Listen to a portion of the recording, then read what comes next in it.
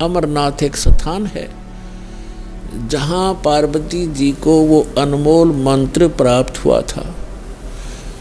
अब इस दास के पास वो कंप्लीट स्पिरिचुअल नॉलेज है, वो अमर मंत्र है। ये अमर मंत्र जो भगवान शिव ने पार्वती जी को दिया, ये तो इतना अमर है, जब तक शिव रहेगा पार्वती की मृत्यु पुनः नहीं होगी। और एक दिन पार्वती भी मरेगी, शिव भी मरेंगे, ये अविनाशी नहीं है। श्री इसका प्रमाण है श्री देवी भागवत 3रा स्कंद सचित्र मोटा टाइप 3रे स्कंद में गीता प्रेस गोरखपुर से प्रकाशित के 123 पृष्ठ पे भगवान विष्णु स्वयं कहते हैं, अपनी माता की स्तुति करते हैं दुर्गा की, तुम शुद्ध स्वरूपा हो, ये सारा संसार तुम ही से उद्भासित हो रहा है। मैं ब्रह्मा और शंकर आप ही के कारण हम वर्तमान हैं, और हमारा तो आविर्भाव माने जन्म और तिरोभाव माने मृत्यु हुआ करता है, हम अविनाशी नहीं है।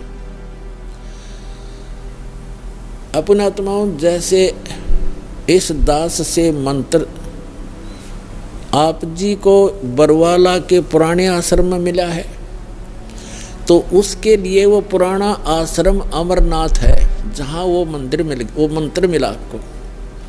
अब उस बरवाला आश्रम में माथा टेकने तो नहीं, उस मंत्र के जाप करने से आपका मोक्ष होगा।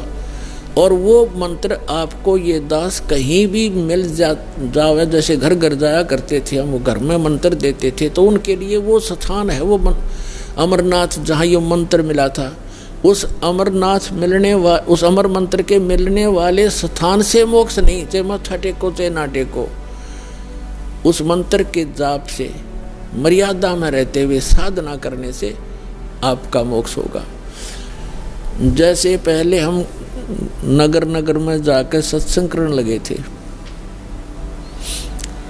और वहाँ टेंट लगाया करते थे, भट्ठी बनाया करते थे मिट्टी ग्राउंड में, ईंटों की मट्टी भट्ठी बनाकर हलवा खीर बनाते थे, और सत्संग करके हम अगले स्थान दूसरे शहर में चले जाते थे। तो जैसे हम एक बार करनाल के अंदर सत्संग करके चले गए, हम चले गए हिसार में आ गए, तो जिस भक्तों ने वहाँ नाम लिया था, तो उनके लिए वो करनाल का वो मैदान अमरनाथ है।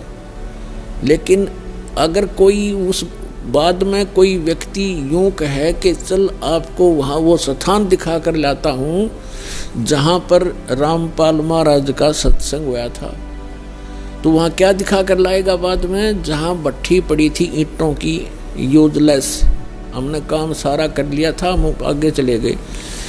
अब उन भट्टियों को देखने से, जैसे हम वहाँ ये सत्संग जहाँ हो रहा हो और ये दास जहाँ उपलब्ध हो, तो वहाँ भक्त हों, वहाँ पर खीर भी मिलेगी, हलवा भी मिलेगा, और ये अनमोल ज्ञान भी सुनने को प्राप्त होगा।